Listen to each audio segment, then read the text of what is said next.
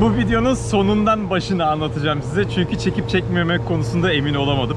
Ama sonra mutlu sonuna da bitince video bari dedim tam bir birleştirmiş olayım. Geçtiğimiz hafta sonu Çam Limanı'ndaydık.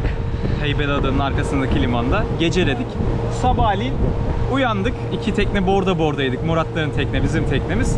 Ben zaten uyanık sabah 7 gibi filan teknenin arkasına oturuyordum. Murat da geldi, abi günaydın dedi. Arka platformundaki sandalyeye oturdu.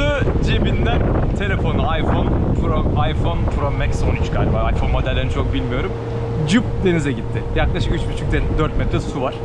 O mahmurlukla bir şey yapamadık. Ben sadece böyle bir kerteriz almaya çalıştım hızlı bir şekilde, alabildiğim kadar. Rüzgarda bir anda tekneyi döndürdü filan. Aman biz yüzerimize gözlük takalım filan derken telefon sazlıkların arasına daldı. Ben yaklaşık 45-50 dakika aradım telefonu. Görüyorum diye düşünüyorum, yani daha doğrusu tahmin ediyorum yerini, ama bulamadım bir türlü. Hatta o 40 dakikanın sonunda buldum diye suyun dışına çıktım. Bana dedim kendi gözlüğümü verin. Çünkü taktığım gözlük çok fazla su alıyordu. O sırada yine kaybettim telefonu. Maalesef öyle telefonu orada bıraktık pazar günü. Yani şu andan yaklaşık 48-50 saat önce telefon orada dipte bekliyor. Sonrasında Marina'da çok sevdiğimiz bir dalgıç abim var. Onunla bir konuştuk. Dedim abi ben yerini biliyorum. Birazcık da rica minnet. Çünkü sazlığa dalmak istemiyorlar haliyle. Bulması çok zor diye. Ondan rica ettim. O da sağ olsun beni kırmadı. Atladık geldik bugün. Tam 50 saat olmuştu. Geldik. Hemen olduğumuz yere demir attık. Devamı videonun devamında. İyi seyirler.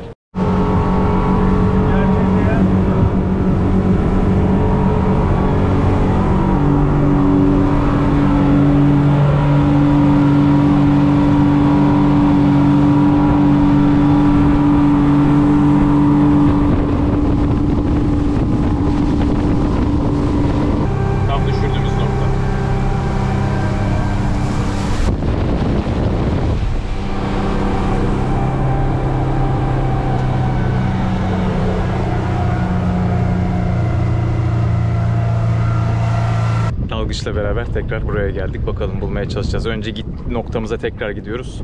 Sonra bakalım ne yapacağız. Murat şu iki teknenin arasından da geç abi. Tamam abi. O gün kerteriz aldığım nokta tam şuydu. Şu beyaz bidonu kerteriz almıştım. Burada bir tane daha bir şey vardı. O şu an yok. Bir tonoz gibi bir şey vardı ama şu bölgede olduğuna çok net eminim. Bildiğimde dipte de bildiğim ve gördüğüm bir çapa vardı. Oradan kerteriz olarak bulmaya çalışacağız. Su da bayağı berrak bak. Murat birazcık böyle. Tam abi buradaki şu sazlık bölgede 3,5 metre suda kaldı. Yani ben derinlik sensöründen de gördüm şeyi. Bizim bulamama sebebimiz bir anda sarktı tekne rüzgarla beraber. Onun için bulamadık abi. Yani kerterizi yiyelim. Ora kumluk. Evet, sazlık kumluk aynen öyle. Sazlık bu sazlık mı o sazlık mı sence? Onu aşağı inince ben de suya girince anlarım. Bence bu sazlık abi.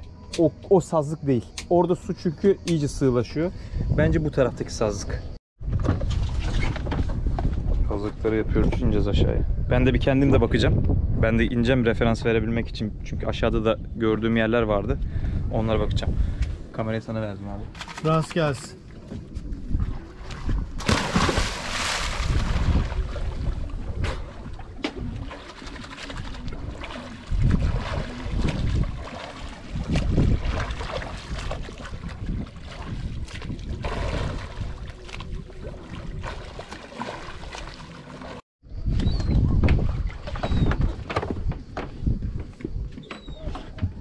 O tarafsa biraz çekeceğim.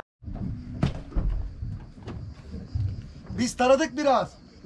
Evet. Senin olduğun bölge be. Çapa nerede? Çapa. Bir saniye makineye basacağız. Az ileri geleceğiz. Şimdi bağla.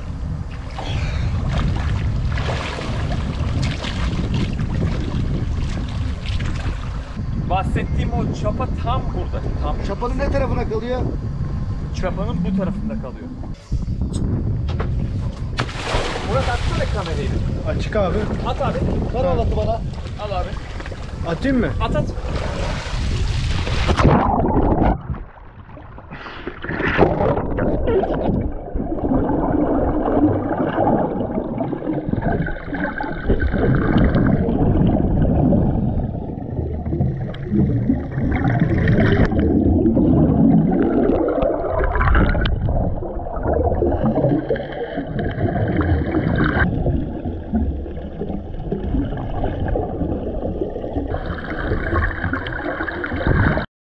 Buldu ya reis. Bulduk vallahi ya. Süpersin Uğur abi. Oh be. Nasıldı yeri? Yani nasıl duruyordu, böyle yüzü dönük müydü? Mavi altta. Yani ekran yukarı bakıyor. Peki çalıya dik değil, üstünde yatık mı duruyordu? Otların arasındaydı. Otların Evet. arasındaydı. İyi ya, süper. Çok sevindim vallahi. Hadi bakalım. Bakalım şimdi çalışacak mı? Bakalım. Açma ama değil mi şimdi? Elindeki? Çay demlemeden bulduk vallahi ya. Bakayım. Hiçbir şey yokmuş gibi duruyor. Telefonu kolay bulunca iş hızlı keyfe döndü ya.